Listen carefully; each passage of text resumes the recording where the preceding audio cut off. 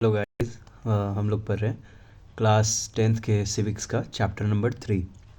पुराने वाले जो बुक है ना, उसमें ये चैप्टर नंबर 4 है, और न्यू वाला जो बुक है उसमें ये चैप्टर नंबर 3 है। नाम क्या है? Gender, religion and cast.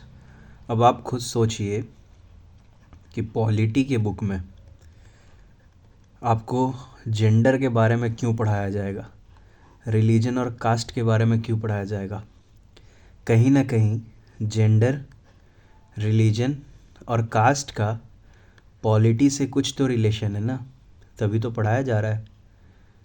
तो इन फ्यूचर आप भी कभी अगर गवर्नमेंट बनाएंगे, या प्रेजेंट में ही आप देखिए गवर्नमेंट को, तो ये तीनों मेन फैक्टर होता है गवर्नमेंट की पॉलिसीज़ में, या फिर जब रैली निकलता है या कहीं पे भाषण देना होता है, तो इन चीज़ों पे ज़्यादा फोकस होता है।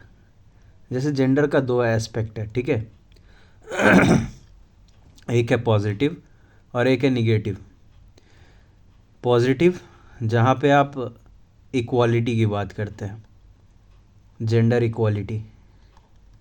निगेटिव जहाँ पे आप डिस्क्रिमिनेशन की बात करते हैं, ठीक है। जैसे आपने फेमिनिस्ट मूवमेंट के बारे में सुना होगा। फेमिनिस्ट मूवमेंट, इसमें क्या होता है ना कि वेमेन को इक्वल राइट देने की बात होती है। वेमेन को इक्वल राइट देने की बात होती है कि जितनी भी फीमेल्स हैं, फेमिनिस्ट मतलब फीमेल, तो जितनी भी फीमेल है ना, उनको इक्वल राइट देना है। जैसे मेल को जितना राइट मिलता है, अधिकार, उतना ही फीमेल को भी देना है। तो यहाँ पर जेंडर जो है एक पॉजिटिव रोल प्ले किया। जैसे पंचायत में 1/3 सीट जो है ये वेमेन के लिए रिज़र्व होती है, ठीक है। 1/3 सीट रिज़र्व होती है वेमेन के लिए। तो यहाँ पे जेंडर पॉजिटिव रोल प्ले कर रहा है। डिस्क्रिमिनेशन कहाँ होगा? जहाँ पे बोल दिया जाए कि पर्टिकुलर कोई जॉब जो है वो जॉब सिर्फ़ और सिर्फ मेल के लिए है, फीमेल के लिए नहीं है, ठीक है। जैसे बहुत पहले लोग कंसीडर करते थे कि जो एयर फोर्स है ना, उसमें मेल होने चाहिए, फीमेल नहीं, ठीक है। लेकिन बाद में धीरे धीरे फीमेल ने दिखाया कि भाई हम भी कैपेबल हैं, हम भी एयरक्राफ्ट उड़ा सकते हैं। तो बाद में उनको, अभी कम्प्लीटली फिर भी नहीं हुआ है उतना जितना प्रोग्रेस होना चाहिए था, हाँ, लेकिन अब एयर फोर्स में गर्ल्स लोग भी फ्लाइंग कमांडर होती है हमारी, ठीक है। तो कहीं पे डिस्क्रिमिनेशन रोल प्ले किया कि कोई जॉब है सिर्फ और सिर्फ मेल सेंट्रिक है। हाँ, चलो इसी पे एक और कंपैरिजन कर लेते हैं। ये तो पंचायत के लिए ना, लोकल लेवल पे। लेकिन आप लोकसभा में देख लो, नेशनल लेवल पे लोकसभा में आपको बहुत कम फीमेल देखने को मिलेगी। मतलब मिनिस्टर के तौर पर बहुत कम फीमेल देखने को मिलेगी आपको, ज़्यादा नहीं देखने को मिलेगी। क्यों? Discrimination, gender biasness. इसी तरह से रिलीजन को भी यूज़ किया जाता है, एक पॉजिटिव टर्म में, एक निगेटिव टर्म में। पॉजिटिव टर्म को हम लोग सेक्युलर मोड कहते हैं, जहाँ पे हम डेवलपमेंट की बात करते हैं, है ना। और कम्युनल एक होता है, ठीक है, कम्युनल। तो कम्युनल होता है जहाँ पे प्रॉब्लम होता है, रिलीजन के बेसिस पे पॉलिटिक्स होती है। इसी तरह से कास्ट भी है, कास्ट का भी पॉजिटिव और निगेटिव है, ठीक है। तो इसी चीज़ को समझना है पूरे चैप्टर में, इसलिए चैप्टर आपको दिया है पढ़ने के लिए कि आप अच्छे से पढ़िए और समझिए चैप्टर को। तो सोशल डाइवर्सिटी है ये सारी चीज़ें, है ना। चाहे जेंडर की बात करें, रिलीजन की या कास्ट की, ये सोशल डाइवर्सिटी है।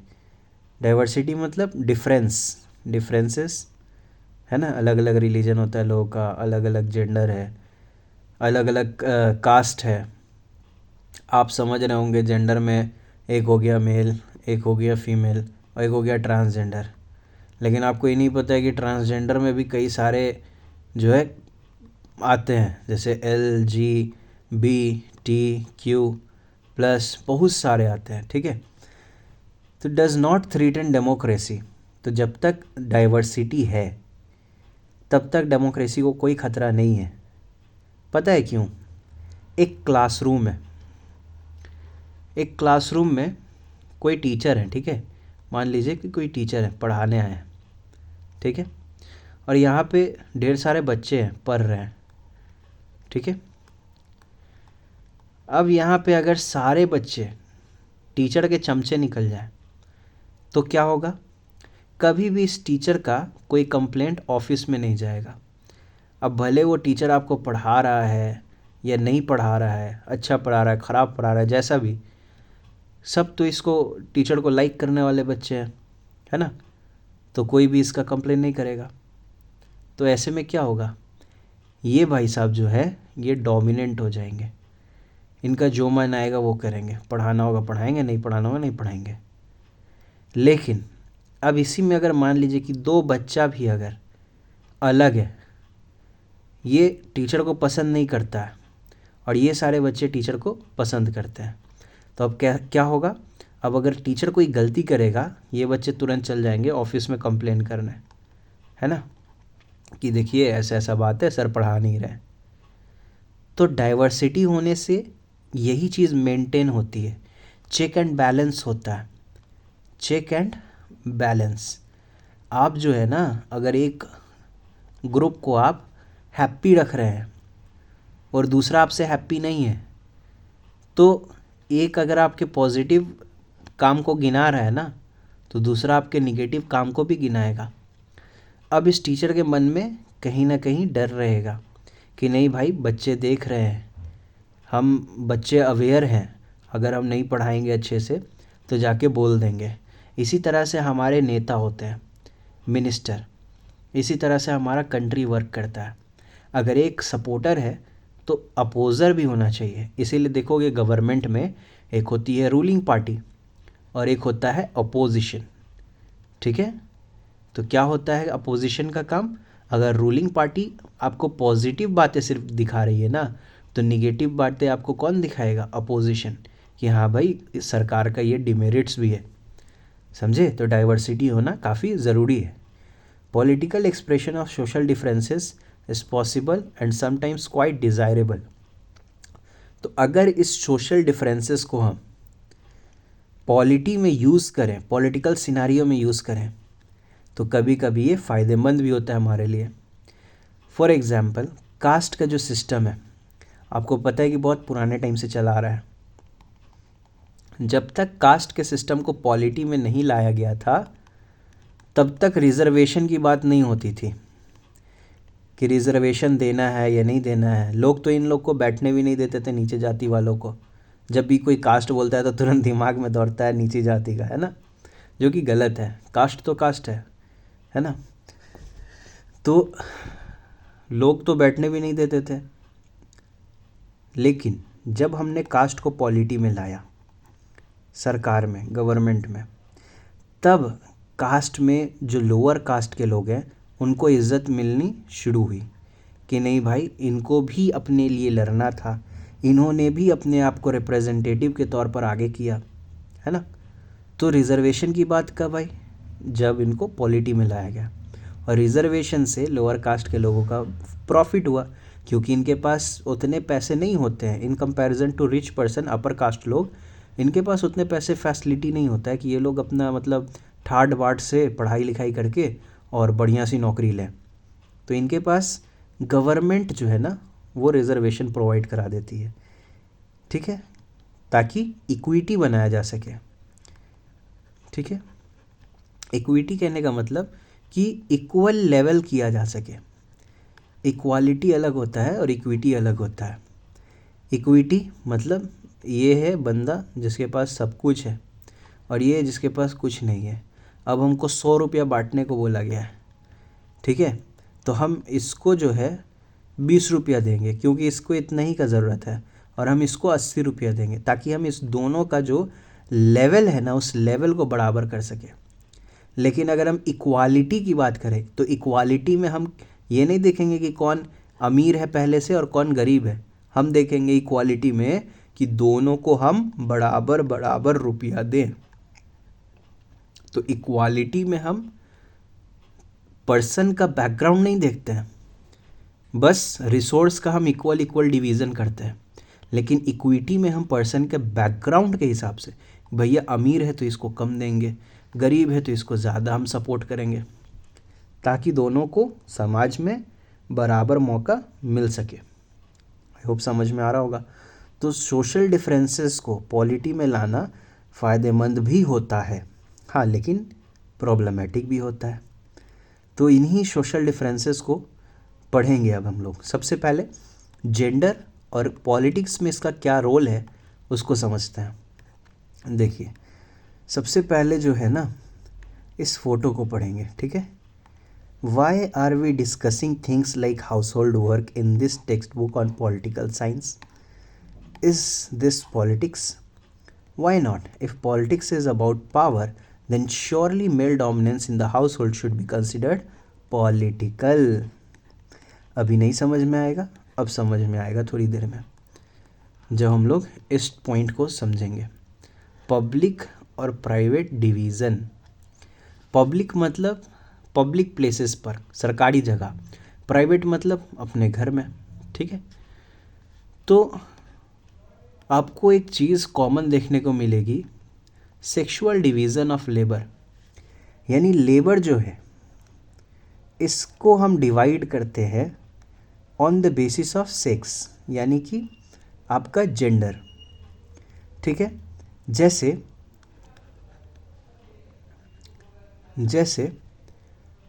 कोई लेबर एग्जाम्पल के तौर पे ले लीजिए, एक है शेफ़, ठीक है। शेफ़ कहाँ पे? होटल में। और एक है शेफ़ आपके घर में, ठीक है। एक है शेफ़ आपके घर में, हाउस में। तो यहाँ पे सेक्सुअल डिवीज़न कैसे होगा?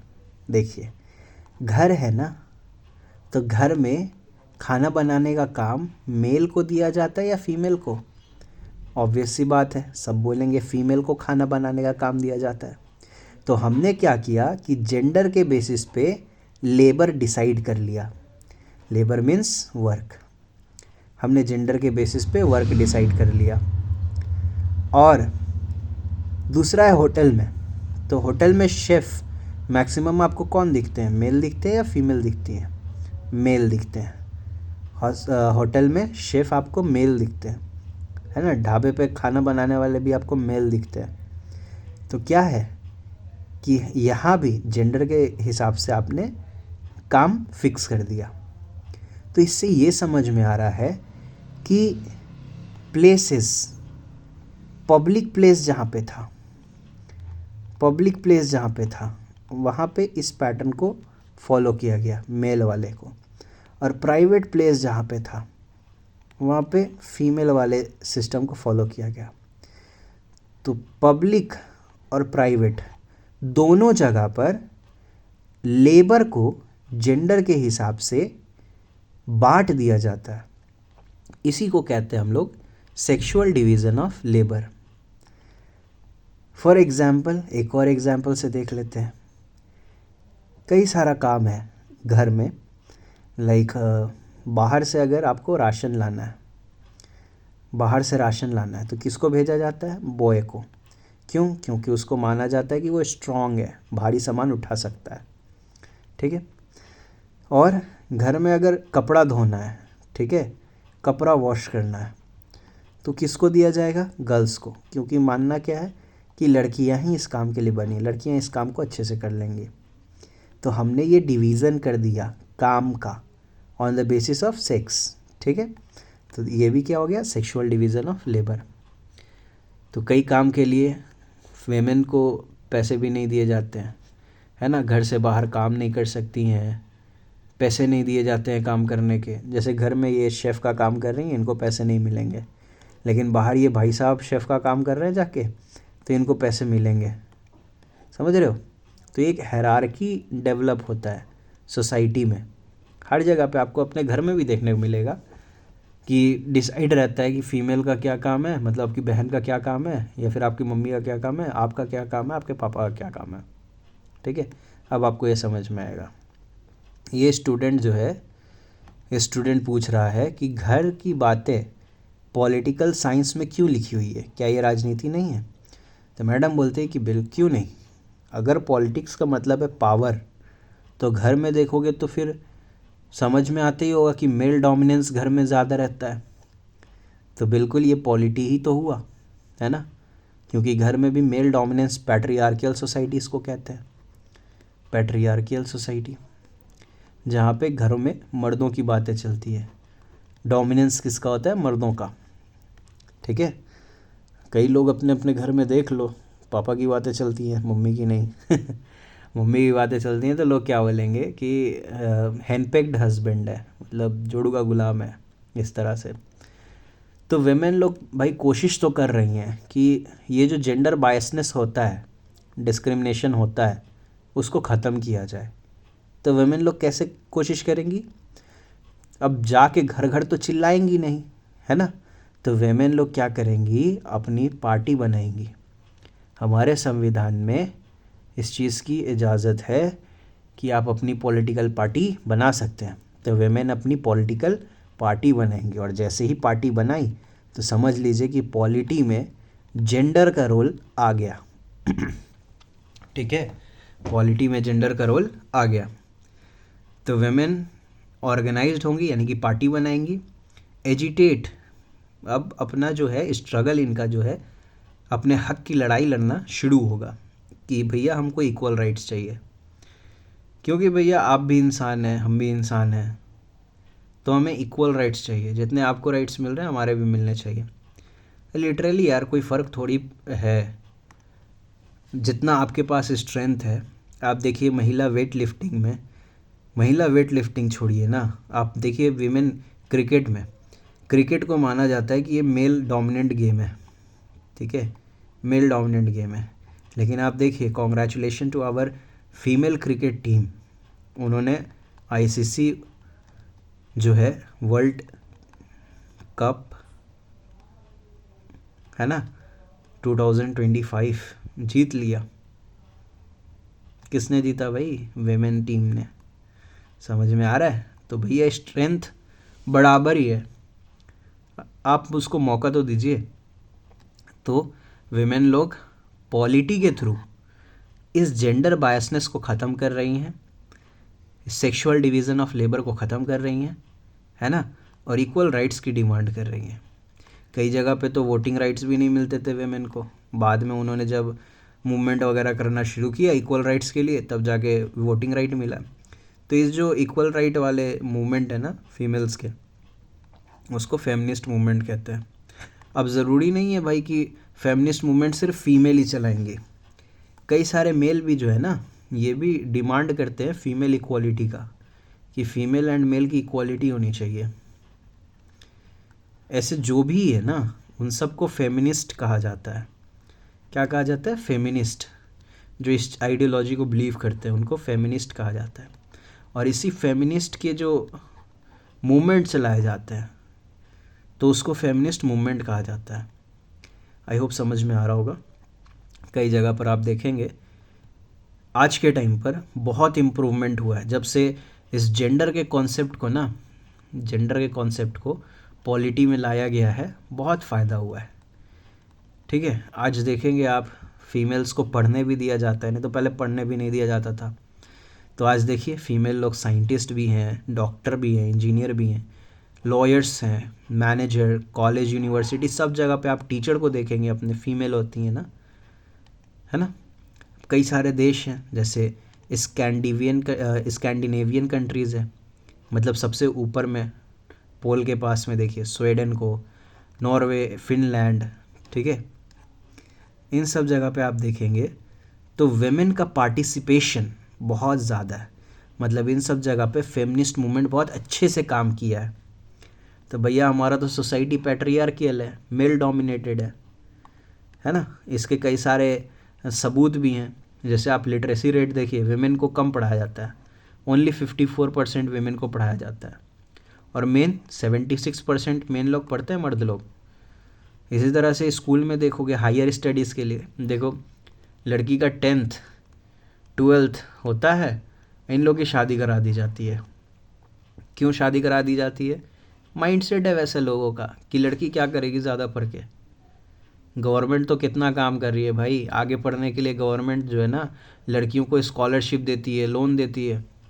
अब लड़के चिल्लाते हैं कि भैया 10th तो हम भी पास कर रहे हैं, 12th हम भी पास कर रहे हैं, फर्स्ट हम भी आ रहे हैं, अरे वो आ रहे हैं, हम लोग को स्कॉलरशिप नहीं मिल रहा। तो बाबू तुम्हारी 10th 12th करके ना शादी नहीं हो रही है। तुम्हारे ऊपर पहला डिमांड होता है कि पहले कैरियर बनाओ तब शादी हो जाएगी। तो तुमको तो और अपॉर्चुनिटी मिल रहा है, लेकिन वेमेन को अपॉर्चुनिटी नहीं मिलता है ना। उनको डायरेक्ट बोल दिया जाता है कि बस इतना ही पढ़ लिया ना, काफ़ी है, चलो अब बढ़िया बिस्तर बांध दो, शादी करके घर निकलो अपने, समझे। तो इसलिए सरकार उनको पढ़ाना चाह रही है कि कई लड़की जो है ना कैपेबल होती हैं। एक चीज़ याद रखो कि जो ब्रेन है ना, किसका ब्रेन कितना बेस्ट है और किसका कितना ख़राब है कोई नहीं जानता है। क्या पता कि आप जिस लड़की का शादी कर रहे हैं उसका ब्रेन बहुत फास्ट हो, तो आपके देश ने हो सकता है कि ये लड़की डॉक्टर, इंजीनियर या साइंटिस्ट या लिटरेरी वर्क में कुछ हमारे देश का नाम रोशन करती, लेकिन आपने इसको फंसा दिया शादी के जाल में। तो इतना जो अपॉर्चुनिटी था हमारे देश के डेवलपमेंट के लिए सब ख़त्म हो गया, है ना। तो भाई हमारे देश के रिसोर्स है ना ये लोग, हमारे देश को तरक्की पर ले जाएंगे, लेकिन शादी करा दी जाती है ज़बरदस्ती, ज़्यादा नहीं पढ़ाया जाता है। ये सब बातें प्रैक्टिकल हैं, आप लोग दिमाग में इसको रख सकते हैं अपने आंसर को लिखने टाइम, ठीक है। लोग ज़्यादा खर्च किसके एजुकेशन पे करते हैं? बेटे के एजुकेशन पे। बाहर किसको पढ़ने भेज देते हैं? बेटे को। घर में किसको रखते हैं? बेटी को। हर चीज़ के लिए मना किसको करते हैं? बेटी को। बेटा बाहर में जाके घूम के आ जाएगा डांस वांस करके, बेटी को नहीं जाने देंगे। समझ में आ रहा है? बेटे को नहीं सिखाएंगे बेसिकली कि बेटियों की इज़्ज़त करो, क्योंकि जो भी है तुम्हारी माँ भी तो किसी की बेटी है। तो बेटे को ये नहीं सिखाएंगे, लेकिन बेटी को ये ज़रूर सिखाएंगे कि लड़कों से बच के रहो, ठीक है, अच्छे से रहो, डिसिप्लिन में रहो, कायदे में रहो। लड़कों को नहीं सिखाएंगे। है समाज ऐसा ही है। खैर आप देखो, अगर जॉब भी करने जा रही है ना, तो सेम काम के लिए मेल को अगर 100 रुपया दिया जा रहा है ना, जैसे मान लो कि टीचर ही हैं, ठीक है, टीचिंग का काम हो रहा है, पढ़ाने का काम, तो अगर मेल टीचर है 100 रुपया दिया जा रहा है, फीमेल टीचर होंगी ना 50 रुपया दिया जाएगा। भाई पढ़ाने का काम तो दोनों कर रहे हैं, दोनों सेम ही चीज़ पढ़ा रहे हैं, तो पैसे में डिस्क्रिमिनेशन क्यों कर रहे हैं आप? तो ये भी एक तरह से क्या है ना कि आपके डिस्क्रिमिनेशन को शो करता है, जेंडर बायसनेस को, ठीक है, जेंडर बायसनेस, भेदभाव, ठीक है। पेड नहीं किया जाता है, वैल्यू नहीं किया जाता इनके काम को। लड़की रोड पे अगर मोमो का दुकान डाल दी ना कि मोमो का बेचेंगे हम आज से, तो लोग खूब मजाक उड़ाएगा। लड़का डालेगा दुकान तो भाई ये स्टार्टअप है, स्टार्टअप है। हाँ लेकिन एक बात ज़रूर है, आज का जनरेशन बहुत अच्छा चल रहा है। इंडिया ने इतना वेमेन के लिए किया है ना, फेमिनिस्ट मूवमेंट वगैरह को इतना सपोर्ट किया है ना, कि आज आप देखोगे हमारी दिल्ली के चीफ मिनिस्टर भी फीमेल है, हमारी फाइनेंस मिनिस्टर भी फीमेल है ना। तो भाई किया है, हमारी प्रेसिडेंट भी फीमेल है इवन। तो बहुत हमारे इंडिया ने ना प्रोग्रेस किया है फीमेल के मामले में, ठीक है। बंगाल की सीएम भी आपकी फ़ीमेल है, कई सारी एमपी हैं आपकी, वो भी फीमेल है। तो जैसे गवर्नमेंट ने इतने सारे काम किए ना अच्छे अच्छे, तो उसमें एक अच्छा काम ये भी किया है कि जो सैलरी, जो प्रॉब्लम चल रहा था ना कि सेम काम के लिए सैलरी मेल को ज़्यादा है फीमेल को कम, तो उसके लिए भैया एक कानून ला दिया है, ठीक है, इक्वल रेम्यूनरेशन एक्ट, कि ये वाला जो झंझट है ना इसको ख़त्म ही कर दो एकदम, कि ऐसा नहीं चलना चाहिए। अब गवर्नमेंट ने एक्ट बना दिया है कि पैसा इक्वल दो भाई, काम अगर इक्वल हो रहा है ना तो पैसा इक्वल दो। ये नहीं कि सेम काम के लिए किसी को 100 रुपया किसी को 50 रुपये, ऐसा नहीं होना चाहिए। तो इक्वल काम है ना, तो इक्वल सैलरी भी दो, ठीक है। और ये कानून 1976 में ही आ गया था। आज तो भाई कम से कम 50 साल हो गया है ना।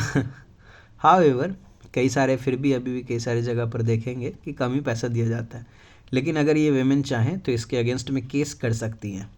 किस कानून के तहत केस कर सकती हैं? तो इस कानून के इक्वल रेम्यूनरेशन एक्ट के अगेंस्ट, इस एक्ट को बेसिस बना के केस कर सकती हैं, ठीक है। डिमांड कर सकती हैं कि जब हम काम बराबर का कर रहे हैं तो हमको पैसा भी बराबर का चाहिए। लेकिन कोई इतना झंझट में पड़ना नहीं चाहता है, नहीं तो भाई जो काम जिनके यहाँ कर रही हैं ना वो भी उनको निकाल देंगे कि जाओ हम नहीं रखेंगे काम पे। गवर्नमेंट फील्ड में तो सेट है सब। अगर सरकारी नौकरी कर रहे हैं तो वो एक्ट कानून के हिसाब से आपको इक्वल सैलरी मिल जाएगा। प्रॉब्लम होता है प्राइवेट में, और प्राइवेट में जाओगे इतना ही करना है तो सीधा निकाल देगा काम से कि जाओ यार इतना कानून मत बतियाओ, काम करना है यहाँ पे, काम करो, नहीं करना है जाओ, ठीक है। तो ये सारी बातें हैं जो देखने को प्रैक्टिकल लाइफ में मिलती हैं। इंडिया में कई सारे जगह पे आप देखेंगे जो सेक्स रेशियो है बहुत प्रॉब्लमेटिक में जा रहा है। सेक्स रेशियो मतलब number of male and female comparison करना। अब जैसे एक बात समझो, एक मेल के लिए एक फीमेल का होना ज़रूरी है ना। 10 मेल के लिए 10 फीमेल, ठीक है। अगर, क्योंकि भैया शादी तो एक की एक से ही होनी है ना, यही तो वैलिड है, यही तो सबसे सही चीज़ है। तो इसी तरह से हज़ार मेल पर 1000 फीमेल होनी चाहिए, है ना। तो ये सेक्स रेशियो जो है ये डिफाइन करेगा कि इक्वालिटी है या नहीं है। जैसे कई सारे जगह पे सेक्स सिलेक्टिव अबॉर्शन किया जाता है। मतलब जब लेडी प्रेग्नेंट है ना तो उसका चेकअप करवाया जाएगा, ठीक है। तो पता चलेगा कि हाँ लड़का है तो लड़का है तो छोड़ दिया जाएगा, पता चलेगा कि लड़की है तो उसका अबॉर्शन करवा दिया जाएगा। इसके वजह से चाइल्ड सेक्स रेशियो जो है बहुत कम होता जा रहा है। नंबर ऑफ गर्ल चिल्ड्रन पर 1000 बॉयज़, 1000 लड़कों पे कितनी लड़कियां हैं। तो इक्वालिटी के हिसाब से तो 1000 पे 1000 ही होनी चाहिए। अगर इससे ज़्यादा है, 1000 से ज़्यादा लड़कियां हैं तो भाई पॉजिटिव में सेक्स रेशियो, अगर कम है तो निगेटिव में। पॉजिटिव में मतलब कि फ़ीमेल को बहुत वैल्यू किया जा रहा है ना, और निगेटिव में मतलब फ़ीमेल को मारा जा रहा है। तो 919 कंट्रीज़ का सेक्स रेशियो देखो 2011 के टाइम का। सबसे ज़्यादा प्रॉब्लम कहाँ है देख लो। ये वाले मार्कर है ना लीजेंड जो दिए हुए हैं, देखो लीजेंड बोलते हैं सारी इन्फॉर्मेशन को, यहाँ पे दिया हुआ भी साफ साफ लिख के लीजेंड, ठीक है। ये जो इन्फॉर्मेशन ऐसे मैप में दिया रहता है ना उसको लीजेंड कहते हैं। तो देखो कितना प्रॉब्लम है ये सब वाले एरिया में। आपके राजस्थान हो गया, गुजरात हो गया, महाराष्ट्र, हरियाणा, पंजाब, ठीक है, फिर ऊपर में जम्मू कश्मीर, इन सारे एरिया पे देख रहे हो ना सेक्स रेशियो कितना कम है। मतलब कि वहाँ पे फीमेल्स को उतनी राइट नहीं मिल रही है। और ये वाला लीजेंड देखो, ये वाला कलर, तो यहाँ पे क्या है, केरला है जहाँ पे लिटरेसी रेट अच्छी खासी है। लिटरेसी रेट मतलब बस इतना होता है भाई कि आपको रीड, राइट, अंडरस्टैंड ये करना आना चाहिए। जो आप लिख रहे हो उसको आप पढ़ भी सको, उसको समझ सको, तो उसको लिटरेसी रेट कहते हैं, ठीक है। तो छत्तीसगढ़ हो गया, वेस्ट बंगाल हो गया, मेघालय, असम, नॉर्थ ईस्टर्न वाले तो इसमें टॉप है भाई। मतलब नॉर्थ ईस्टर्न में सोचो फीमेल को कितना रिस्पेक्ट किया जाता है कि फीमेल्स को मतलब इतना अच्छा सेक्स रेशियो मेंटेन करके रखा है। वहाँ पे लड़कियों को मार नहीं रहे हैं, लड़कियों को और प्रमोट कर रहे हैं कि भाई तुम भी इक्वल हो, समझे। तो कहीं कहीं पे 850 से भी कम है। मतलब सोचो 1000 लड़कों पे 850 लड़कियाँ, 250 का गैप, समझ रहे हो। तो कई जगह पे आप सुनोगे कि हरासमेंट का केस आ रहा है, एक्सप्लॉयटेशन का केस आ रहा है, वायलेंस का। हम लोग अपनी बहनों के लिए क्यों डरते हैं कि भाई शादी हो तो अच्छे जगह हो। हमारे माँ बाप क्यों डरते हैं कि बेटी की शादी अच्छे जगह हो, ताकि इस तरह के केसेस सामने ना आए। क्योंकि कई जगह पे केस आते हैं ना कि दहेज के चक्कर में जला के मार देता है, एक्सटर्नल अफेयर होने के चक्कर में, एक्स्ट्रा मैरिटल अफेयर के चक्कर में जला के मार देता है ना। तो ऐसे अनसेफ जगह नहीं होनी चाहिए। इवन कई लोग अपने घर में ही सेफ़ नहीं है, वही बात जो मैंने अभी बोली, मारा जाता है, पीटा जाता है, उनको हरास किया जाता है ना। तो वुमेन का पॉलिटिकल रिप्रेजेंटेशन होना बहुत ज़रूरी है ताकि इनके साथ भेदभाव ना किया जाए, समझे। तो देखो कई सारे हमारे मिनिस्टर्स हैं लोकसभा में, देखो 14.36% जो है ना 2019 के टाइम पर वेमेन मेंबर्स थी, ठीक है।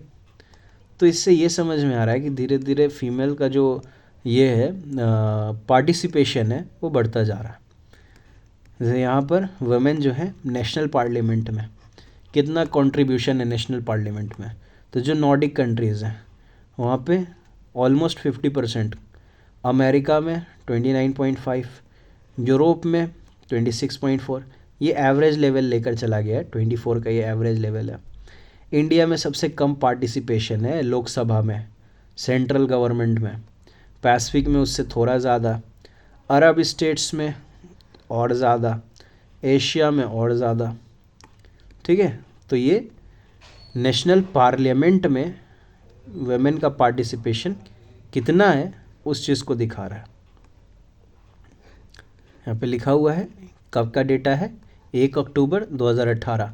Figures are for the percent of women directly elected, समझ रहे हो, जिनको डायरेक्ट चुना गया है हाउस ऑफ पार्लियामेंट में, उनकी परसेंटेज को यहाँ पे शो किया जा रहा है।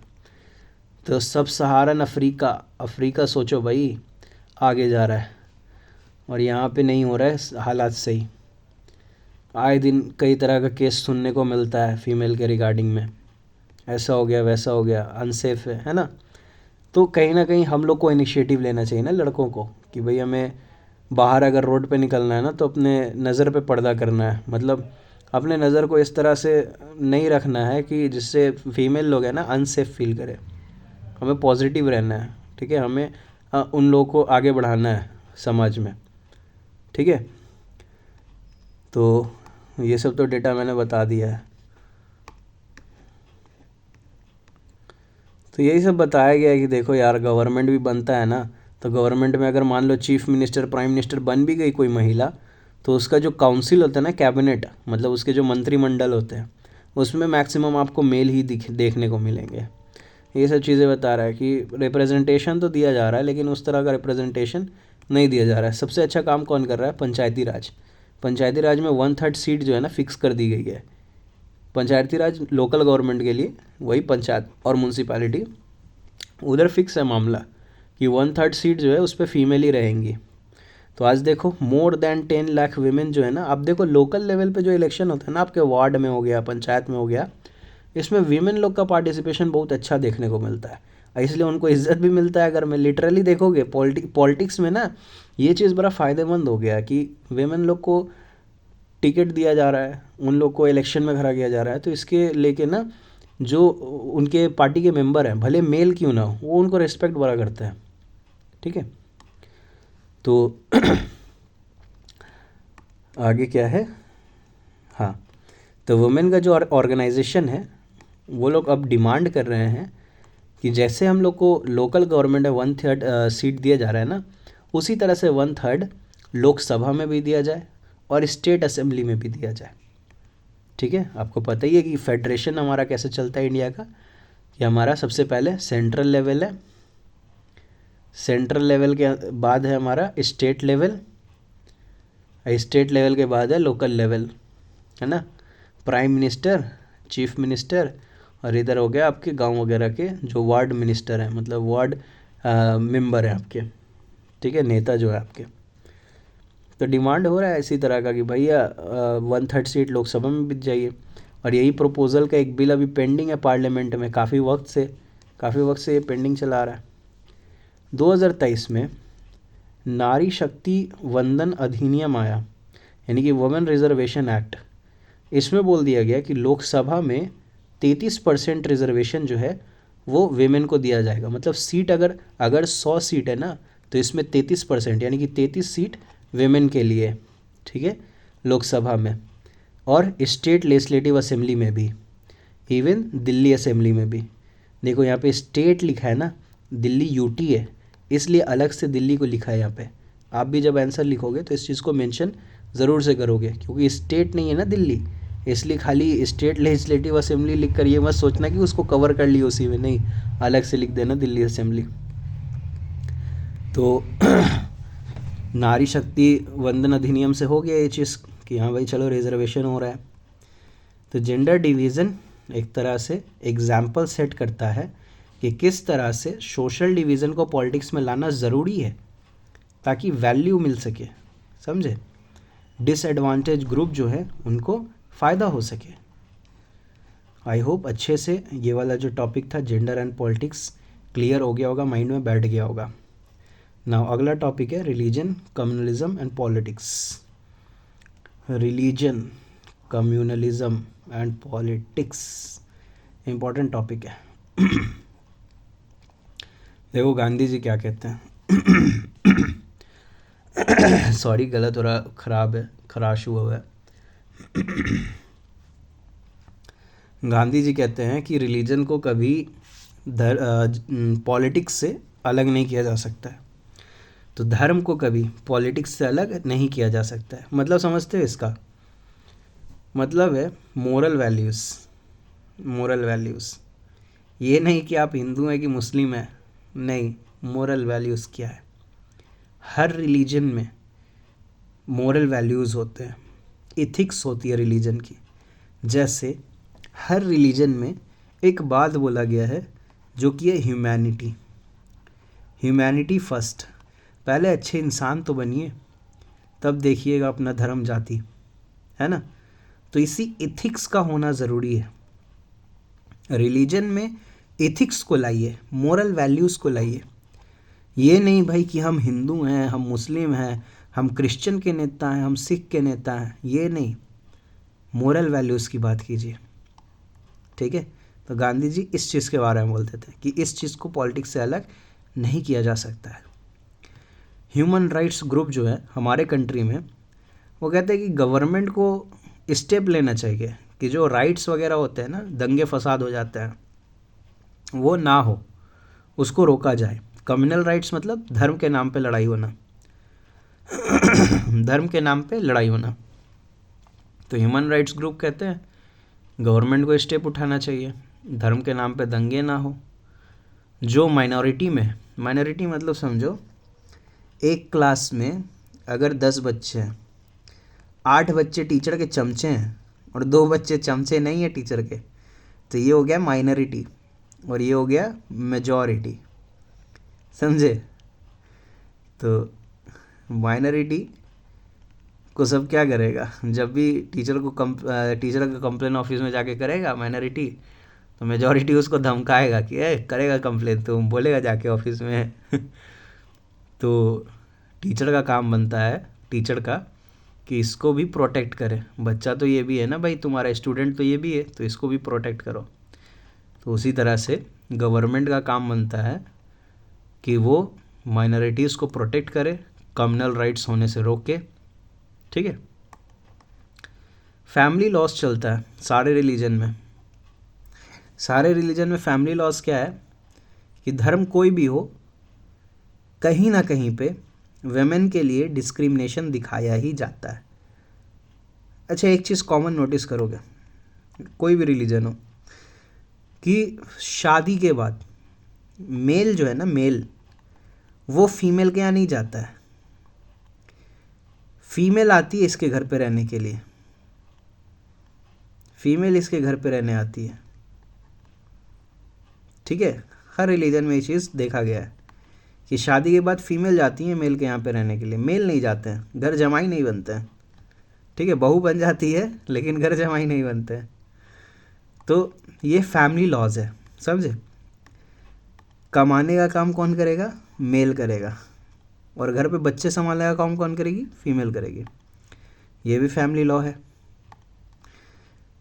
तो वेमेन का जो मूवमेंट है ना, ये बताता है कि गवर्नमेंट को ऐसा कानून बनाना चाहिए कि फैमिली लॉज में डिस्क्रिमिनेशन ना हो। आपको पता ही होगा कि कई सारे वेस्टर्न कंट्रीज़ में फ़ीमेल अर्न करने जाती हैं, कमाने जाती हैं, और मेल बच्चों को संभालते हैं। क्यों? क्योंकि वो लोग इक्विटेबल यानी कि इक्विटी मानते हैं कि भाई बराबरी होना चाहिए ना, डिस्क्रिमिनेशन नहीं होना चाहिए, फैमिली लॉज में बराबरी होनी चाहिए हर जगह। तो यहाँ पे क्या पता चल रहा है कि रिलीजन जो है और पॉलिटिक्स जो है, इसमें क्या रिलेशनशिप है। तो रिलीजन और पॉलिटिक्स के बीच में जो रिलेशनशिप इस्टैब्लिश हो रहा है वो किस लिए हो रहा है, अपलिफ्टमेंट के लिए।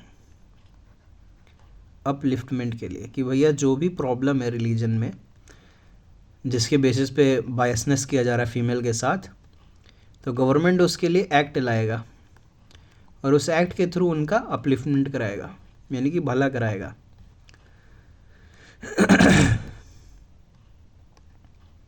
अलग अलग रिलीजन के अपने अपने आइडियाज़ होते हैं, अपने अपने आइडियल्स होते हैं, कुछ वैल्यूज़ होती है ना, जिसको पॉलिटिक्स में यूज़ किया जाता है। तो लोगों को इतना कैपेबल होना चाहिए कि वो जो है अपने नीड्स को, अपने इंटरेस्ट को, अपने डिमांड को as a member of a religious community politics में एक्सप्रेस कर सके। इतना कैपेबल होना चाहिए, चाहे मेल हो या फीमेल हो, कोई भी। अपने आप अगर रिलीजन में कोई प्रॉब्लम आप देख रहे हैं तो आप उस चीज़ को पॉलिटिक्स में उठा सकते हैं, मुद्दे में उठा सकते हैं, ठीक है। तो किसी तरह का डिस्क्रिमिनेशन या ऑपरेशन देखने को मिलता है, जैसे एग्जाम्पल सती प्रथा, तो भाई तो इंडिपेंडेंस से पहले की बात है। डाउरी एक्ट, ये तो है ना इंडिपेंडेंस के बाद की बात। ट्रिपल तलाक, ये तो इंडिपेंडेंस के बाद की बात, ठीक है। तो ये सारे जो भी आपके रिलीजन में प्रॉब्लम है, इन सारे प्रॉब्लम को, रिलीजन के इन सारे प्रॉब्लम को दूर किया जा रहा है, किसके थ्रू, पॉलिटिक्स के थ्रू। तो आपको इतना कैपेबल होना चाहिए कि अपने धर्म के अगर कोई निगेटिव चीज़ है ना, तो उसको आप पॉलिटिक्स में एक्सप्रेस कर सकें, ठीक है। और जब तक गवर्नमेंट सबको इक्वली नज़र से देख रही है, हर रिलीजन को इक्वली ट्रीट कर रही है, तब तक किसी तरह का कोई प्रॉब्लम नहीं होता है। आई एम सॉरी, मेरा गला बहुत ख़राब है अभी। लेकिन इसका निगेटिव इम्पैक्ट भी है। हर बार रिलीजन पॉलिटिक्स में लाके अच्छा तो होता नहीं है। अगर अच्छा होता तो सेक्युलरिज्म का कॉन्सेप्ट ही नहीं आता। अलग से लिखना नहीं पड़ता संविधान में कि India is a secular nation. कई लोग धर्म को मुद्दा बना के दंगा करवा देते हैं, जबकि सरकार का क्या काम होता है, दंगे को रोकना, ना कि दंगे को बढ़ाना। सरकार मतलब पॉलिटी।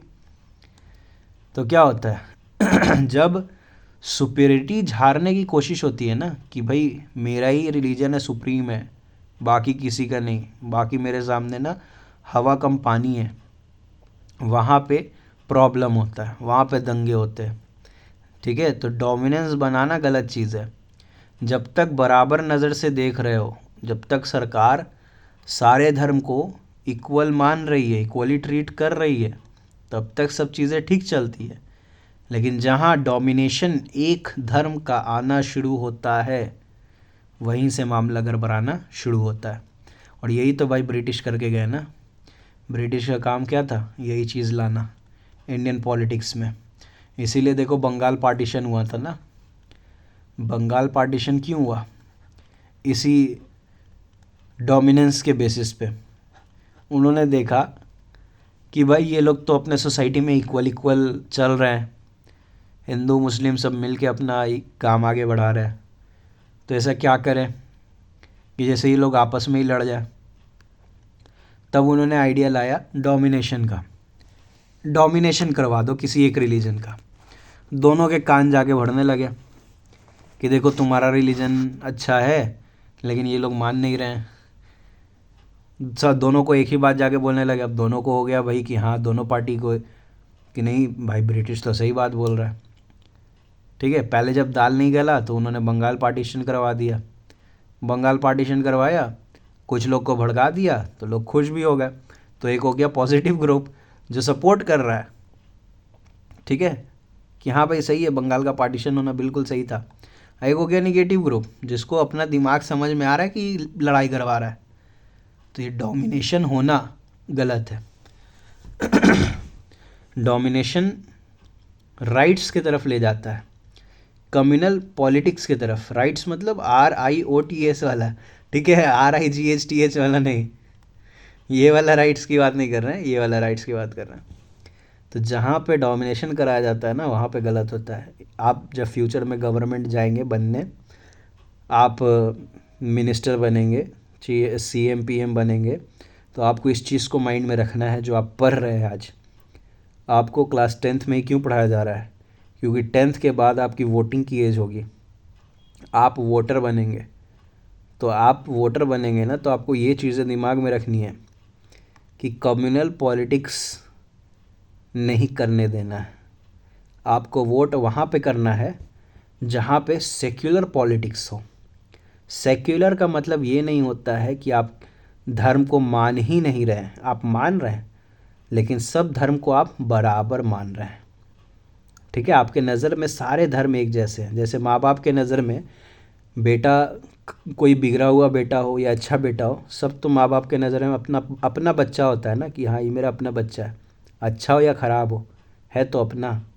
उसी तरह से जब आप गवर्नमेंट बनेंगे, जब आप गवर्नमेंट बनाने जाएंगे या आप वोट करने जाएंगे, तो आप इस चीज़ को माइंड में रखेंगे कि धर्म चाहे किसी का भी हो, है तो सब इंसान ही ना, ठीक है। तो जब तक गांधी जी ने बोला था ना कि मोरल वैल्यू हर रिलीजन का होना काफ़ी ज़रूरी है। निगेटिव चीज़ें तो कई सारे लोग प्रमोट करते हैं, और वही बात है ना कि बुरी खबर बहुत जल्दी फैलती है, उसी तरह बुरी चीज़ें बहुत जल्दी फैल जाती है। तो आपको उस चीज़ को माइंड में रखना है। कम्युनल पॉलिटिक्स रिलीजन के आइडिया पर बेस्ड होता है, ठीक है। कम्युनलिज्म मतलब कि अपने ही रिलीजन के बारे में सोचना कि मेरा रिलीजन बढ़िया है, मेरा रिलीजन ऐसा है वैसा है, और बाकी लोग को कम समझना, ठीक है। तो any difference that they may have is irrelevant और trivial for community life. It is also follows that people who follow different religion can not belong to the same social community. तो कम्युनिटी बदल जाती है ना भैया, community में एक जैसे लोग होते हैं, ठीक है।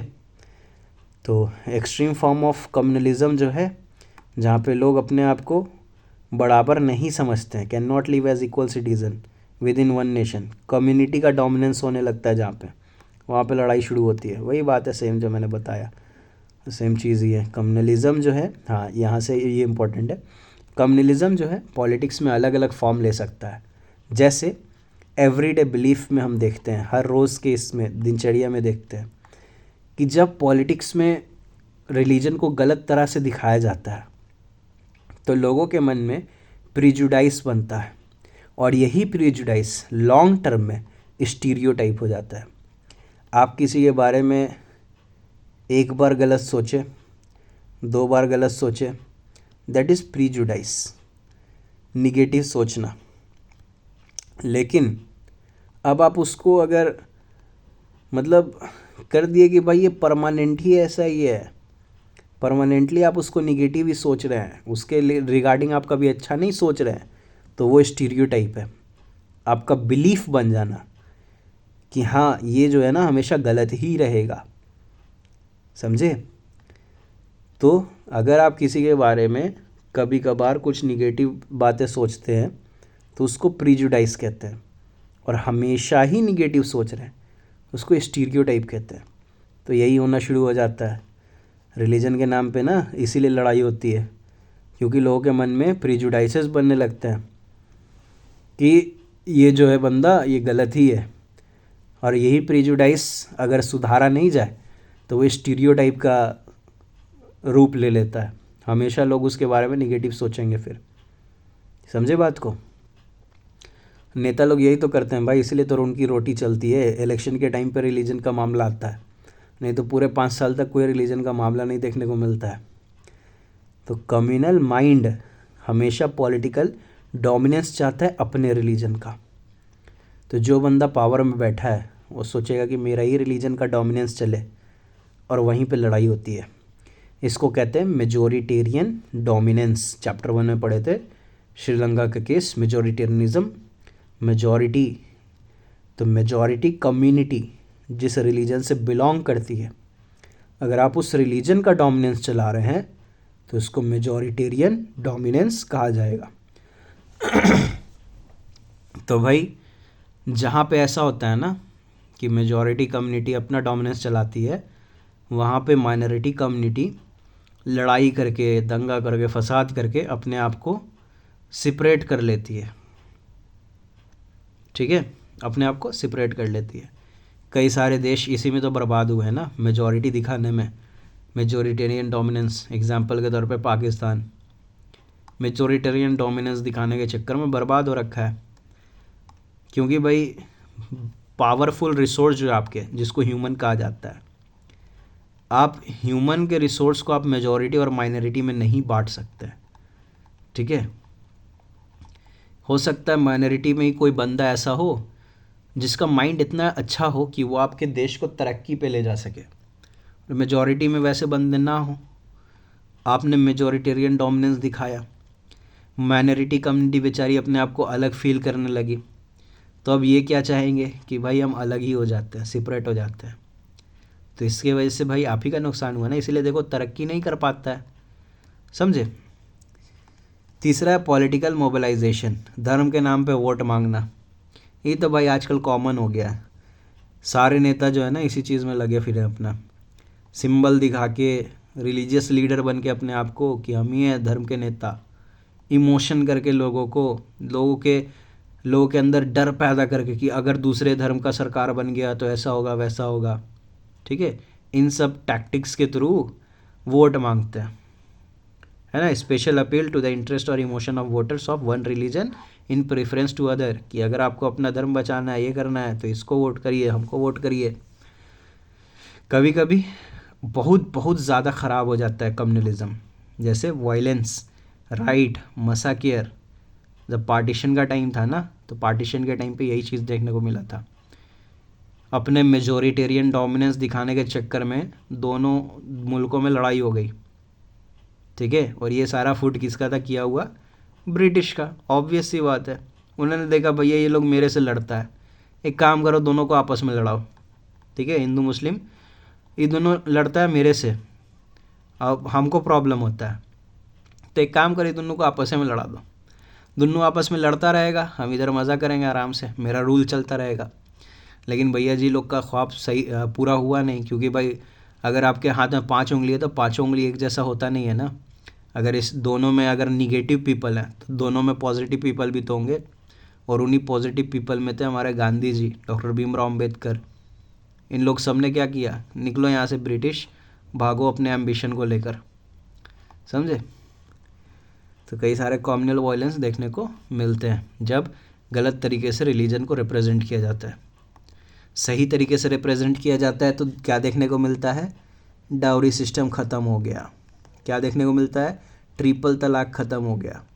समझे।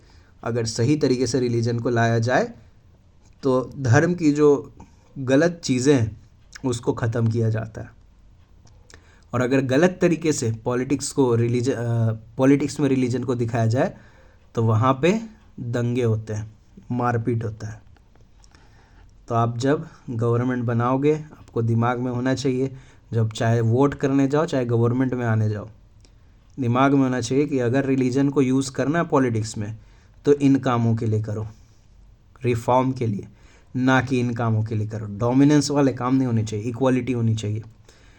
तो उसी इक्वालिटी पर हम कॉन्सेप्ट है सेक्युलर स्टेट का। तो कम्युनलिज्म वाज एंड कंटिन्यू, हमारे लिए तो एक चैलेंज ही है ना भाई डेमोक्रेसी में कम्युनलिज्म, क्योंकि सबको तो नहीं सुधार सकते हो ना, सबको तो खुश नहीं रख सकते हो, कोई ना कोई तो भड़केगा ही।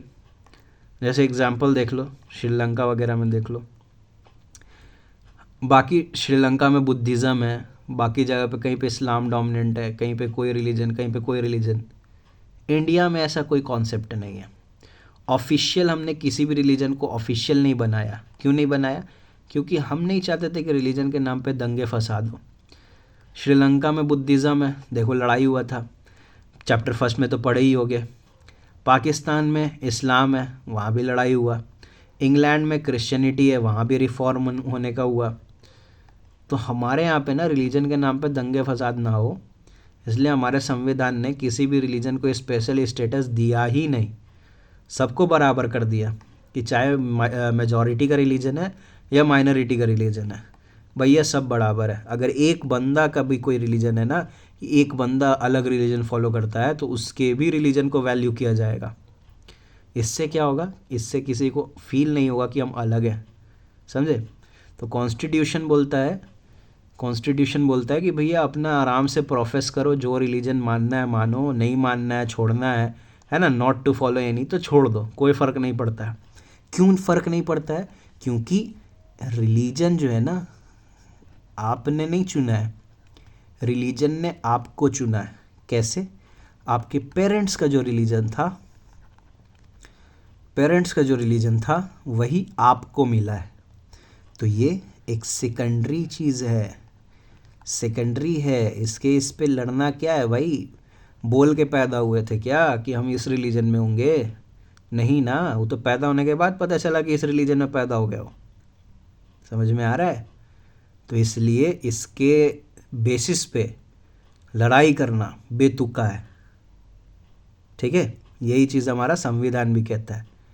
मानना है मानो, नहीं मानना है मत मानो, छोड़ना है छोड़ दो, प्रैक्टिस करना है अपने धर्म में हो, दूसरे धर्म को प्रैक्टिस करना है, जाओ कर लो प्रैक्टिस, क्योंकि वो तुम्हारा प्राइवेट इशू है, ठीक है, प्राइवेट इशू है। सरकार क्या करेगा उसमें? तुम्हारा मन है, रिलीजन मानना है मानो, ना मानना है मत मानो, तुम्हारा प्राइवेट इशू है। समझे बात को। कॉन्स्टिट्यूशन डिस्क्रिमिनेशन से बस मना करता है कि चाहे जो करो अपने रिलीजन में, अपने प्राइवेट इशू में जो करो तुम, मानो ना मानो, लेकिन दूसरों के पर्सनल लाइफ में इंटरफेरेंस नहीं करो।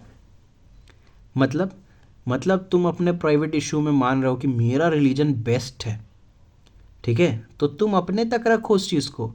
ऐसा नहीं कि तुम दूसरा आदमी को जाके बोल रहे हो, तुम्हारा कौन सा रिलीजन है, ये है, नहीं नहीं नहीं, मेरा रिलीजन बेस्ट है, तुम्हारा ख़राब है। यहाँ ये डिस्क्रिमिनेशन कहलाता है, और इस डिस्क्रिमिनेशन से संविधान मना करता है कि ऐसा नहीं होना चाहिए। कॉन्स्टिट्यूशन तो इवन ये भी कहता है ना भैया कि देखिए, स्टेट इंटरवीन कर सकता है ना। यहाँ पे दो टर्म है, एक टर्म होता है इंटरफेयर करना और एक टर्म होता है इंटरवीन करना। इंटरफेयर मतलब ज़रूरत नहीं भी है तब भी जाके टांग अड़ा रहा है किसी पर्टिकुलर मैटर में, ठीक है। कोई इशू है, कोई मैटर हो गया, कोई इशू है, उसमें जाके बेफालतू का टांग अड़ा रहा है, उसको कहते हैं इंटरफेयर। इंटरवीन मतलब कि जब नीड होगा, जब ज़रूरी होगा, तब हम वहाँ पे जाके टांग अड़ाएंगे। किसी भी इशू में, किसी भी मैटर में जब ज़रूरत पड़ेगी तब जाके टांग अड़ाएंगे, उसको कहते हैं इंटरवीन करना। और इंटरफेयर मतलब ज़रूरत नहीं है, बेफालतू का आके टांग अड़ा रहा है।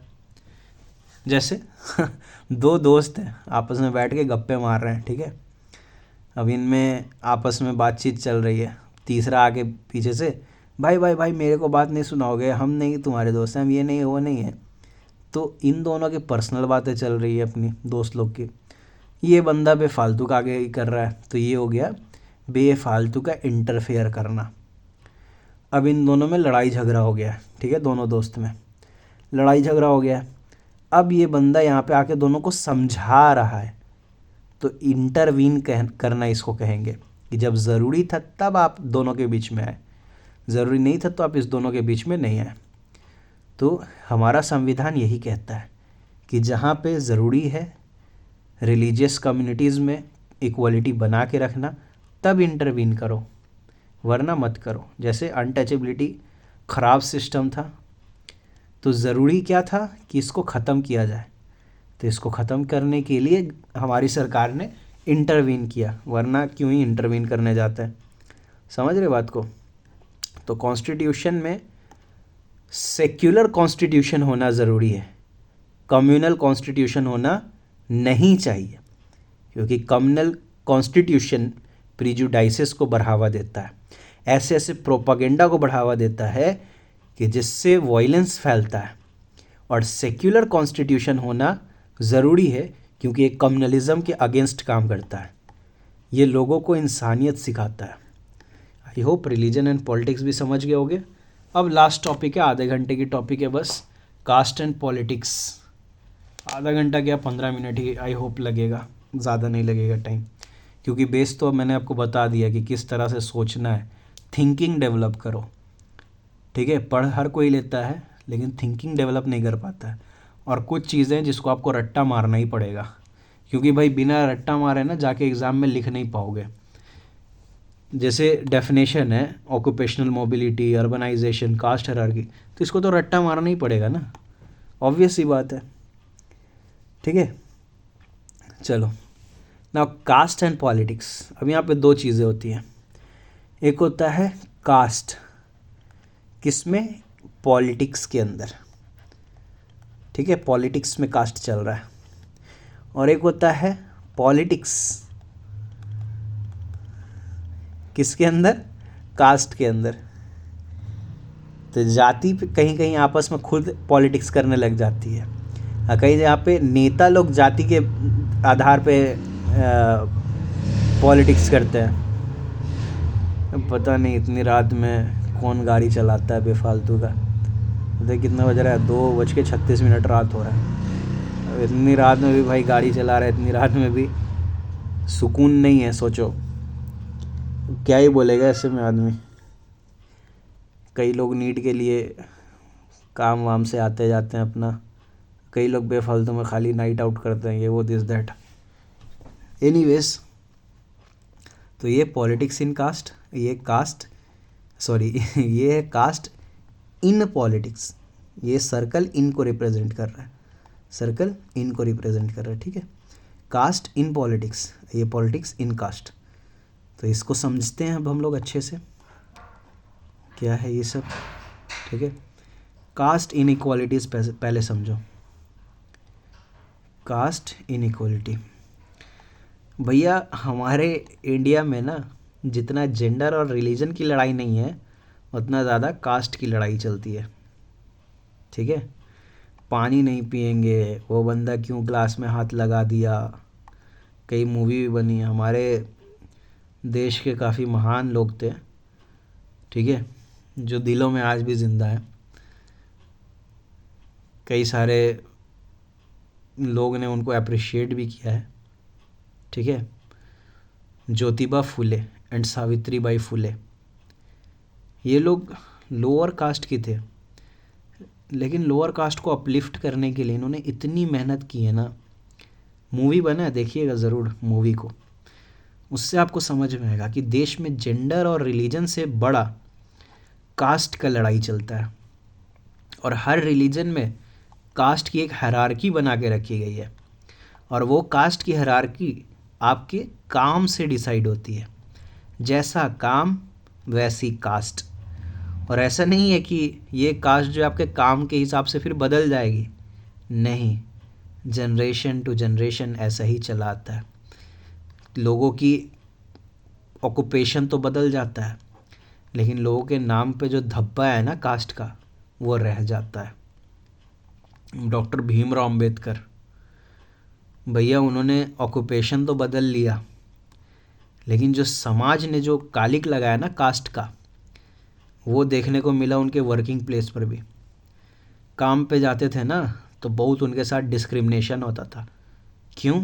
क्योंकि समाज के दिमाग में कास्ट का ऐसा धब्बा लगा हुआ है ना, ऐसी इंक लगी हुई है कास्ट की कि वो नहीं धुल पा रही है, ठीक है। आप वैदिक सिस्टम में जाइए, वैदिक एरा में, तो आपको देखने को मिलेगा कि ऑक्यूपेशन पे बेस्ड होता था, जैसा काम वैसी जाति, ठीक है। आप बोलते हैं ना कि तेली है, नाई है, ठीक है, तो ये आप क्या कर रहे हैं, आप उसके काम के हिसाब से उसकी जाति कर रहे हैं ना। तो काम बदलेगा तो जाति भी बदलनी चाहिए, लेकिन मानते ही नहीं लोग, समझे बात को। शादी नहीं करेंगे दूसरे कास्ट में, खाना नहीं खाएंगे साथ में, आउटकास्ट मानते हैं। आउटकास्ट अपने से जो नीचा उनको दिखता है ना कि भाई मेरा कास्ट बढ़िया है, बाकी सब आउटकास्ट है, समझे। मतलब अपने कास्ट को बढ़िया मान रहे हैं, बाकी को ख़राब मान रहे हैं, ठीक है। गैर जाति जिसको बोलते हैं, बाहर का जाति गैर जाति है, ठीक है। तो हमारे कई सारे लीडर्स हैं, देखो मैंने एग्जांपल लिया था ज्योतिबा फुले का, फिर गांधी जी हो गए हमारे, भीमराव अम्बेडकर हो गए, और ये सेल्फ रिस्पेक्ट मूवमेंट चलाने वाले पेरियार रामास्वामी नाइकर, ठीक है। Self respect movement, SRM, self respect movement, बहुत बड़ा कंट्रीब्यूशन है भाई इन लोगों का। किस लिए? कास्ट इनइक्वालिटीज़ को ख़त्म करने के लिए। ये कास्ट के नाम पे जो इनइक्वालिटी होती है ना, किसी को बहुत सारा खाना मिलता है कि भाई बड़ा कास्ट का है, बढ़िया बढ़िया खाना खिलाओ, और किसी को बहुत ख़राब फेंक के खाना दिया जाता है कि छोटा जाति का है। तो इस इनइक्वालिटी को ख़त्म करने के लिए उन लोगों ने बहुत सेक्रीफाइसेस किए हैं। जैसे जैसे अब अर्बनाइजेशन होते जा रहा है तो ये चीज़ें ख़त्म होती जा रही है हमारे इंडिया में। पहले बहुत हुआ करता था, लेकिन जैसे जैसे ऑक्यूपेशन बढ़िया होते जा रहा है, लोग पढ़ लिख रहे हैं। सबसे बड़ी बात है कि पढ़ना ज़रूरी है। आज आप इस चैप्टर को पढ़ रहे हैं, तब कल जाके आप इस चीज़ को आप कभी मतलब अच्छा नहीं मानेंगे कि हाँ कास्ट में ऐसा डिस्क्रिमिनेशन होना चाहिए। अगर आप नहीं पढ़ते हैं तो आप अपने ट्रेडिशनल थाट्स पे रहते हैं कि नहीं भाई ऐसा होते चले आया है तो आगे भी होना है ना। तो एजुकेशन के वजह से अर्बनाइजेशन, मतलब शहर में, गांव में ज़्यादा ये सब देखने को मिलता है, कास्ट के नाम पे लड़ाई झगड़ा। शहर में नहीं, क्योंकि शहर में एजुकेशन बढ़िया मिलेगा, 10 तरह के लोग एक साथ काम करते हैं। जैसे जैसे ऑक्यूपेशनल मोबिलिटी हो रहा है, अर्बनाइजेशन हो रहा है, एजुकेशन मिल रहा है लोगों को, तो जो कास्ट हायरार्की चलता था ना, ऊंची जाति नीची जाति, ये अब ख़त्म होते जा रहा है। ठीक है, कई सारे इंटरकास्ट मैरिज सुनने को आपको मिलते होंगे। तो ये सब डिफरेंट रिलीजन कम्युनिटी का प्रोपोर्शन है, कितना परसेंट कौन रिलीजन है, समझे। तो कास्ट बेस्ड डिस्क्रिमिनेशन तो भाई कई जगह पे देखने को मिलता है। यही सब डेफिनेशन दिया हुआ है, पढ़ लेना अपना। अर्बनाइजेशन, ऑक्यूपेशनल मोबिलिटी वगैरह क्या होता है। अभी भी देखो ना, अनटचेबिलिटी कितना ज़्यादा प्रीवलेंट है। कोशिश तो बहुत की गई है इसको इरेडिकेट ख़त्म करने का, लेकिन माइंडसेट आदमी का ख़त्म होने में टाइम लगता है यार। जब तक एजुकेशन सही से नहीं मिलेगा ना, तब तक लोगों के दिमाग में जाएगा नहीं। एजुकेशन भी डिपेंड करता है कि आप किस तरह का एजुकेशन ले रहे हैं। अगर अच्छा एजुकेशन ले रहे हैं तो आपको दिमाग में रहेगा कि क्या सही है और क्या गलत है। लेकिन अगर एजुकेशन देने वाला ही बायसनेस करने लगे तो, जैसे डॉक्टर भीमराव अंबेडकर के स्कूल के टीचर जो थे, टीचर ही डिस्क्रिमिनेशन कराते थे कास्ट में, तो बच्चों ने भी सीखा वही चीज़, समझे। Now caste in politics, caste in के लिए मैंने क्या बताया था, सर्कल रिप्रेजेंट करने। तो लिखो कास्ट, एक मिनट, कास्ट लिखो, और इन कह रहा है ना, तो इन मतलब सर्कल, किस में, पॉलिटिक्स में। पॉलिटिक्स में कास्ट का यूज़ होगा, ठीक है।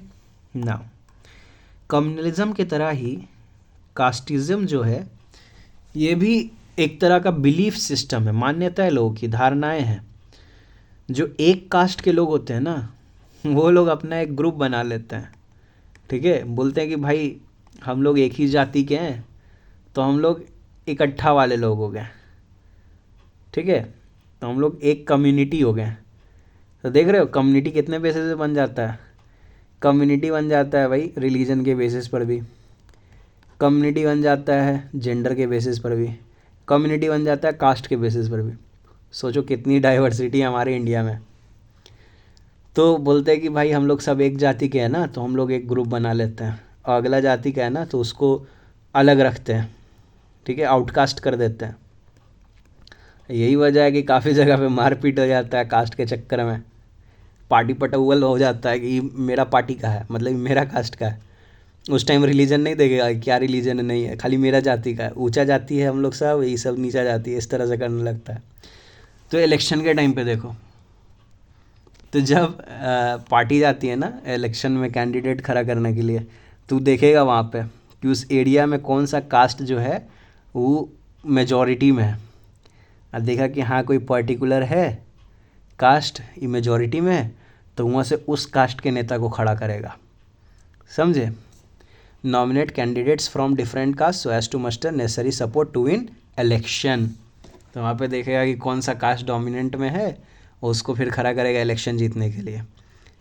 तब जब पार्टीज़ बनती है तो पॉलिटिकल पार्टीज़ जो है अलग अलग कास्ट को, अलग अलग ट्राइब्स को ध्यान देते हैं।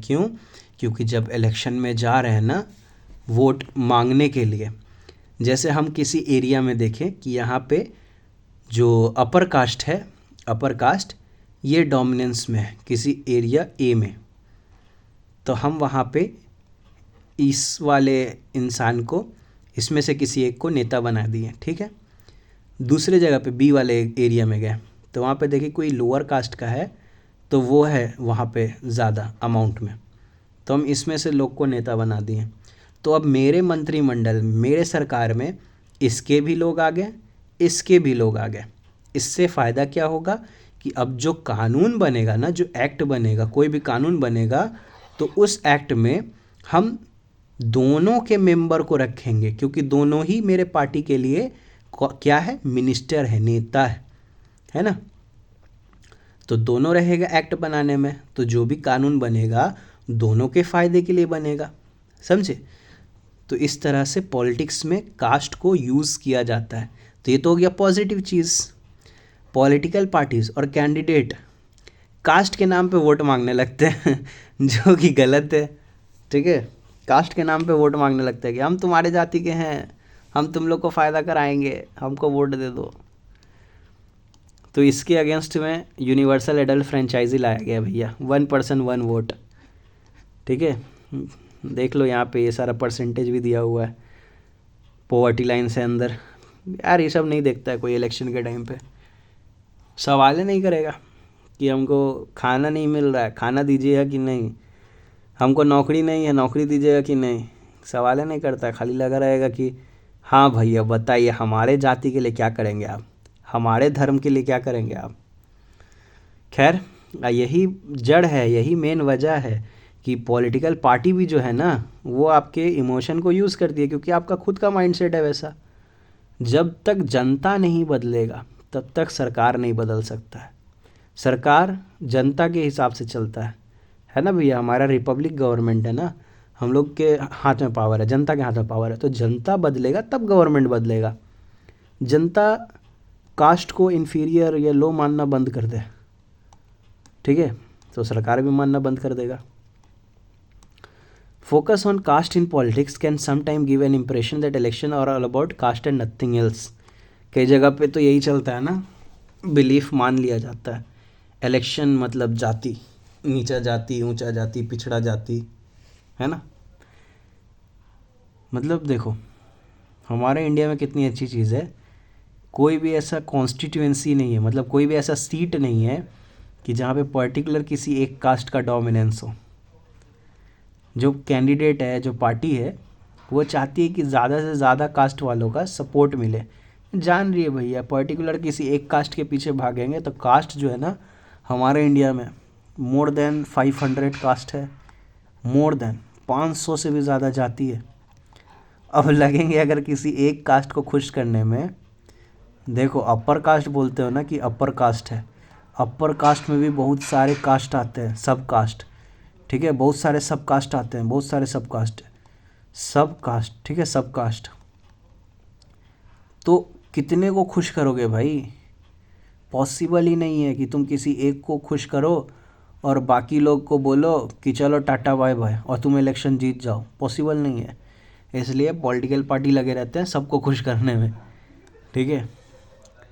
जान रहे हैं किसी सिंगल कास्ट को फेवर करके होगा नहीं बात, तो कोई भी पार्टी किसी भी कास्ट या कम्युनिटी का सारा वोट नहीं जीतती है। हाँ, एज अ वोट बैंक तो काम कर सकती है कास्ट वोट बैंक के, यानी कि कास्ट के नाम पे आप वोट मांग सकते हैं, और लिटरली ऐसा होता भी है, लोग कास्ट के नाम पे वोट करते भी हैं, ठीक है। मेनी पॉलिटिकल पार्टीज़ क्या करती हैं, कैंडिडेट्स को फ्रॉम द सेम कास्ट अलग अलग कैंडिडेट्स को खड़ा करती हैं, ठीक है। मतलब आपको ऑप्शन दिया जाता है कि जो अच्छा इंसान है उसको चुनिए। एक ही कास्ट के अलग अलग लोग हैं, सोचिए। Many voters have no candidate from their caste, कई सारे वोटर्स को उनके कास्ट का कैंडिडेट नहीं मिलता है, और कई सारे जगह पर एक ही कैंडिडेट होता है, मतलब ढेर सारे कैंडिडेट होते हैं, एक ही कास्ट के ढेर सारे कैंडिडेट होते हैं, और कई जगह पर कैंडिडेट ही नहीं मिलता है। रूलिंग पार्टी है, एमपी एमएलए है, जीतता भी है हारता भी है भाई। क्यों जीतता हारता है, जनता के लिए काम नहीं करेगा तो हारेगा ही, काम करेगा तो जीतेगा। तो इससे ये समझ में आता है कि पॉलिटिक्स मतलब कास्ट कम्युनिटी नहीं है। पॉलिटिक्स मतलब है कि आप जनता के लिए काम कर रहे हैं कि नहीं कर रहे हैं। नहीं तो अगर कास्ट और कम्युनिटी सब कुछ होता पॉलिटिक्स में तो हर बार जीतता है इलेक्शन, लेकिन नहीं जीतता है। क्यों?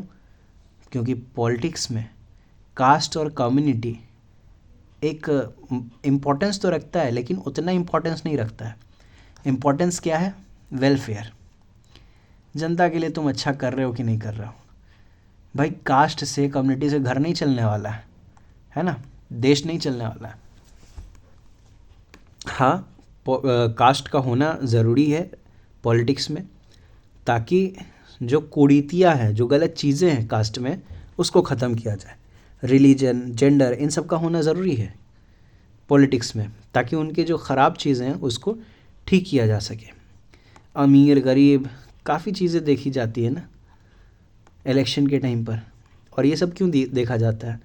ताकि अच्छे से लोगों का भलाई का काम किया जाए, गलत फ़ायदा ना उठाया जाए। नाउ पॉलिटिक्स इन कास्ट, इस बार पॉलिटिक्स है, इन है, कास्ट है। तो इन के लिए सर्कल, तो पॉलिटिक्स है, इन, कास्ट। कास्ट में लोग पॉलिटिक्स करता है, ठीक है, बोलेगा कि वो अपन जाति का है, ओकरा वोट देना है और किसी को नहीं देना है। तो ये अपने में लड़े हुआ है सब, ठीक है।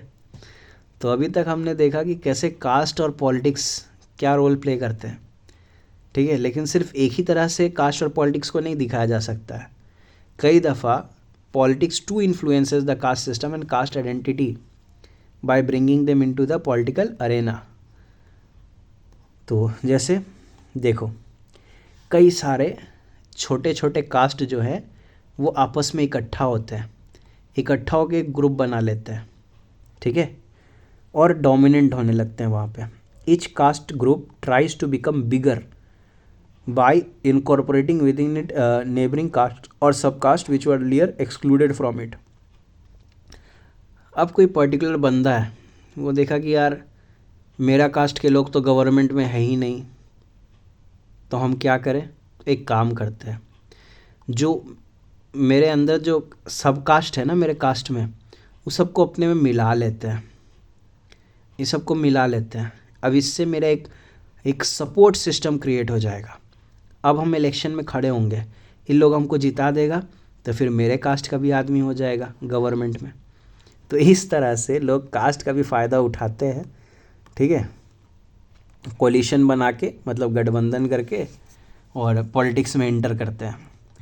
तो देखो लड़ाई चलता है कि बैकवर्ड के नेता हैं, फॉरवर्ड के नेता हैं, है ना, इस तरह से लड़ाई चलता है। इवन हमने देखा है कि कास्ट पॉलिटिक्स ने पॉजिटिव रोल प्ले किया है दलित और ओबीसीज़ को बेटर एक्सेस दिलाने में, पढ़ाई लिखाई, है ना, अपने आप को रिप्रेजेंट करना, डिस्क्रिमिनेशन ख़त्म करना, इन सब चीज़ों में, इन सब कास्ट के पार्टिसिपेशन ने अच्छी चीज़ें साबित की है। तो कहीं पे अच्छाई भी है, कहीं पे बुराई भी है, ठीक है। आपको लग रहा है कि आपके कास्ट को वैल्यू नहीं किया जा रहा है गवर्नमेंट में, तो आप इस चीज़ को फॉलो कर लीजिए, कई लोग का बनाइए ग्रुप, अपने आप को रिप्रेजेंट करिए। तो भैया पॉवर्टी ख़त्म करना है, डेवलपमेंट करना है, करप्शन ख़त्म करना है, इसके लिए क्या ज़रूरी है कि पॉलिटिक्स में जो कास्ट, जेंडर, रिलीजन, ये चीज़ें हैं ना, इनके एथिक्स को देखा जाए कि क्या चीज़ें सही हैं और क्या गलत है, उसके ऊपर काम करने की ज़रूरत है। डोमिनेंस पे काम करने की ज़रूरत नहीं है कि हम सुपीरियर हैं, अगला इन्फीरियर है, इस पे काम करने की ज़रूरत नहीं है, ये गलत है। और इथिक्स पे काम करना ये सही है, ठीक है। चलो दैट्स ऑल, चैप्टर ख़त्म होता है। तो जो भी केस स्टडी है पढ़ लीजिएगा, क्वेश्चन वगैरह बना लीजिएगा, ठीक है। आई होप आपको अच्छे से क्लियरली मैंने समझा दिया हो, और रैशनल होकर चैप्टर को पढ़िए रीजनिंग के साथ कि हाँ जो हो रहा है क्या वो रियल लाइफ से कनेक्टेड है या नहीं है। तो आई होप आपको समझ में आया होगा। तो जैसा मैंने कहा था कि बस 15 से 20 मिनट का है, 15 मिनट ही कहा था मैंने कि 15 मिनट ही लगेगा, 5 मिनट एक्स्ट्रा लगेगा, कोई बात नहीं है। आई होप अच्छे से समझ में आ गया होगा। वीडियो को लाइक ज़रूर कर दीजिएगा और चैनल को सब्सक्राइब कर लीजिएगा। मिलते हैं अगले वीडियो में, तब तक के लिए goodbye and take care.